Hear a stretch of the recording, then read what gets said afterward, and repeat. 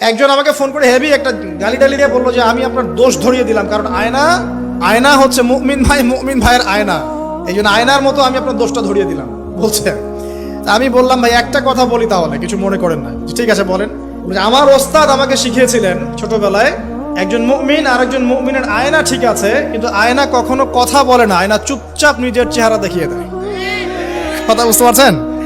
আয়না কিন্তু কথা বলে না এত বেশি, আয়না আপনাকে চুপচাপ নীরবে আপনার দোষটা দেখিয়ে দিবে। আপনার এখানে কেটে গেছে, আয়নার সামনে দাঁড়ালেন, শেভ করার কাটার কথা বলছি না, আবার শেভ করতে যায় না, আবার গাল কেটে গেছে, আয়নার সামনে দাঁড়ালেন, আয়না কি বলবে এই তোমার গাল কাটা? আয়না কথা বলবে? আয়না নীরব থাকবে, কিন্তু আপনি ঠিকই বুঝে যাবেন আপনার কথা সমস্যা। এই হলো আয়না। মুমিন ভাই যে মুমিন ভাইয়ের আয়না, এর ব্যাখ্যা হচ্ছে এটা, যে অল্প বিদ্যা থাকলে এরকমই হয় মানুষের। তো দুটা কথা বলি। আল্লামা রুমি বলেছেন যে তুমি শব্দ দিয়ে যুদ্ধ করো। কি দিয়ে?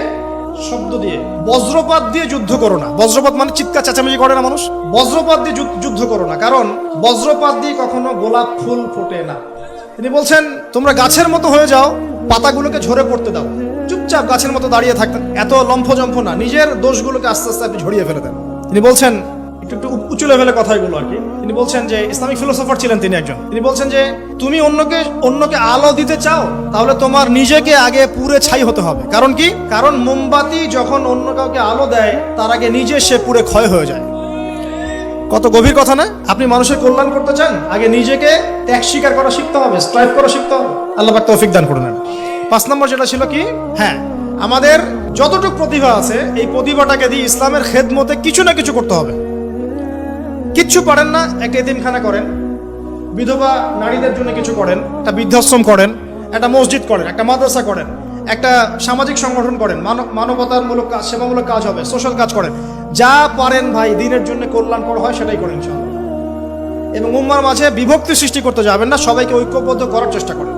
আর যারা বিভক্তি সৃষ্টি করছে এবং ভেতরে ঢুকে ইসলামের ক্ষতি করছে, এদেরকে খুব খিদিরের মতো দৃষ্টি নিয়ে দেখবেন, এদেরকে টোটালি সমাজ থেকে বয়কট করে দেবেন ইনশাআল্লাহ। আমরা থাকি বা না থাকি, নসিহতগুলো থাকবে ইনশাআল্লাহ, এবং এইভাবেই ইনশাআল্লাহ তাআলা প্রজন্মের পর প্রজন্ম এগিয়ে যাবে ইনশাআল্লাহ। আল্লাহ রাব্বুল আলামিন আমাদের সবাইকে জ্ঞান অর্জন করার তৌফিক দান করুন। খিদিরের মতো আলাইহিস সালাম দূরদৃষ্টি সম্পন্ন মানুষ হওয়ার তৌফিক দান করুন। আল্লাহ পাক আমাদেরকে জগৎ সম্পর্কে সচেতন থাকার তৌফিক দান করুন। আল্লাহ পাক আমাদের সবাইকে আদর্শ পরিবার গড়ে দিন। বেশি বেশি নেক আমল করার তৌফিক দান করুন। নবীর সুন্নত বাস্তবায়ন করার তৌফিক দান করুন। আমাদের ছেলে মেয়েদেরকে আল্লাহ পাক মুসলিমের মতো মুসলিম রূপে মানুষ করার তৌফিক দান করুন। আমাদের ভেতর বাইরের সমস্ত শত্রু থেকে আল্লাহ পাক উম্মাহকে পবিত্র করুন। আল্লাহ রাব্বুল আলামিন আমাদের সবাইকে ঐক্যবদ্ধ হওয়ার তৌফিক দান করুন, এবং আমাদের প্রতিভাগুলোকে ইসলামের কল্যাণে কাজে লাগানোর তৌফিক আল্লাহ পাক দান করুন। আমিন।